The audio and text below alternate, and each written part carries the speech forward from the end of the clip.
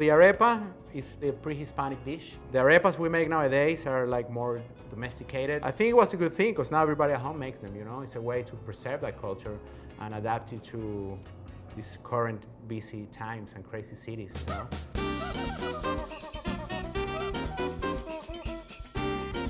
Hello everybody, my name is Luis Herrera. I'm a consulting chef for Casa Ora, a Venezuelan restaurant in Brooklyn, New York, and we're here to make Reina Pepiada's arepas. So first we're gonna start with the filling. So we're gonna start by poaching the chicken in water. We're gonna add some flavor to the broth. So we have a little bit of onion, throw in there.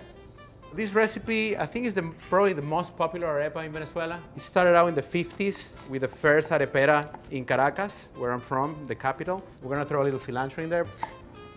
The bottom part, I found that the cilantro root has a little flavor for broths, so that's gonna be really good.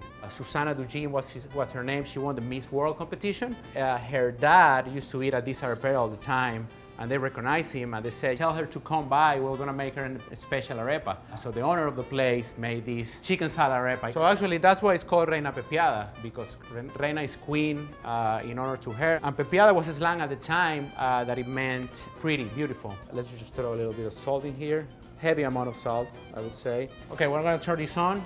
We got our chicken working. We're gonna start with the masa for the arepas. We have this pre-cooked corn flour. Approximately every 2 cups of flour, you need 2.5 cups of water. Splash of oil. And we're gonna do salt. I play this by ear, but I like to put it in the water first to dissolve it, and then I get to try the water. It needs to be like sea water salty.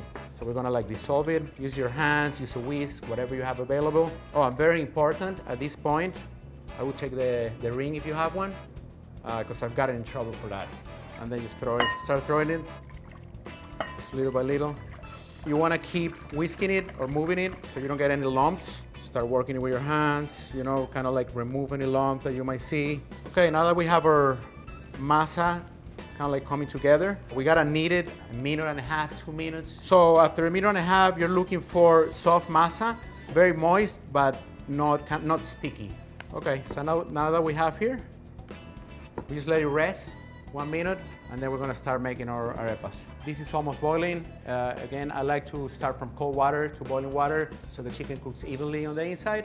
Once it boils, we're gonna let it cook for like 30, 40 minutes until you feel that the chicken's properly cooked, almost falling apart. So it's been about 40 minutes with the chicken boiling. It's done. We let it cool in the same liquid. That's very important because it will dry out if you don't do that.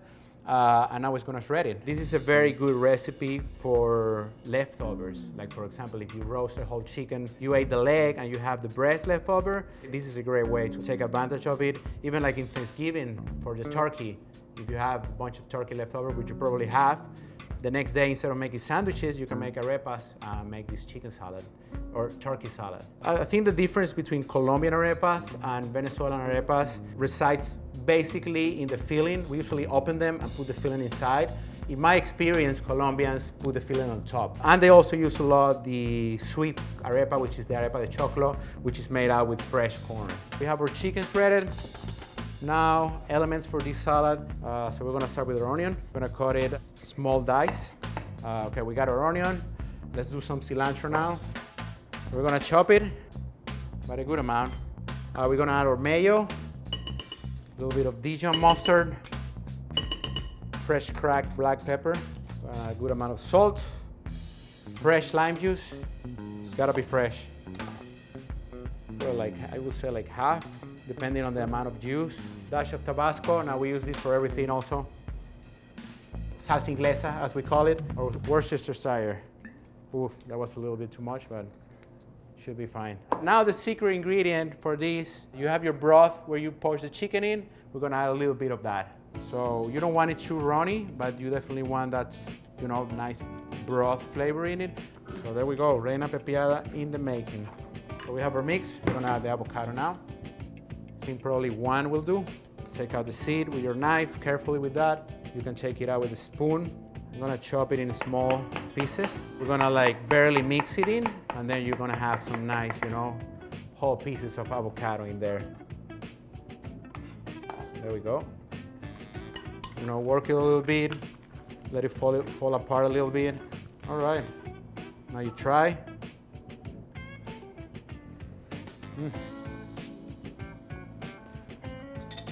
Actually, it was a nice salsa inglesa amount. Thank you for ringing the bottle. So what I'm gonna do is a very common thing in the areperas in Venezuela. So we're gonna just like slice it, and then we're gonna put this on top. Okay, so now we have our Reina Pepiada. You can cover it, put it in the fridge. It will last you 1 or 2 days, and then we're gonna proceed to make our arepas. All right, so we have our masa already hydrated, nice, settled. You're looking for a soft consistency, but very moist. You don't want it to stick in your hand. You want to be able to, like, you know, easily handle it. I'm gonna make balls. I actually like to oil my hands for this a little bit. You know, in restaurants they usually wait it out. I just go play by ear. Usually when my hand closes, that's a good size arepa. They don't have to be exactly the same size either, so don't worry about that. And there's always that little bit of masa left at the end, and then you can make like a tiny arepa. And see, we have our mini arepa here for the babies. Okay, so now the important thing is to get these kind of like medium-high heat. This is the crucial part of the arepas. I'm gonna oil my hands one more time. You can use a little bit of water also. Once you got the ball, it's gotta be like a very almost perfect shape. I like to like keep one of my hands still, and then with the other I'm gonna roll it and press it at the same time. So this is what you do, and then you finish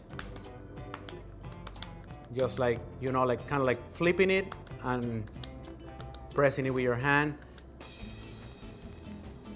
And then you're gonna put it there, and then with 3 fingers you're gonna press a little bit, because then you're gonna make like nice shapes when you see it on this side. That's a pretty perfect arepa right there. So there you go. You can make them as thick as you want, as thin as you want.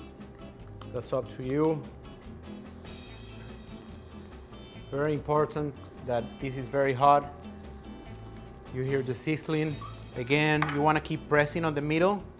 The arepa usually gets steam trapped in the middle at the bottom, so that part lifts up and it won't sear. Okay, now it's starting to smell. You start smelling them, and we're gonna start flipping them over. See, like a little black is ideal. That's beautiful. Okay, see, now that you get this like nice seared color, you're pretty much good to go. And then we're gonna transfer them to a cooling rack with a sheet tray like this.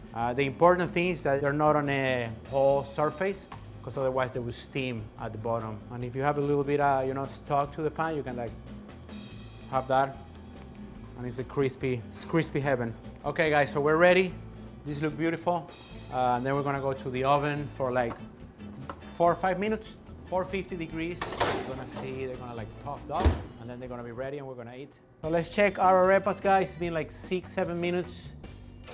Beautiful.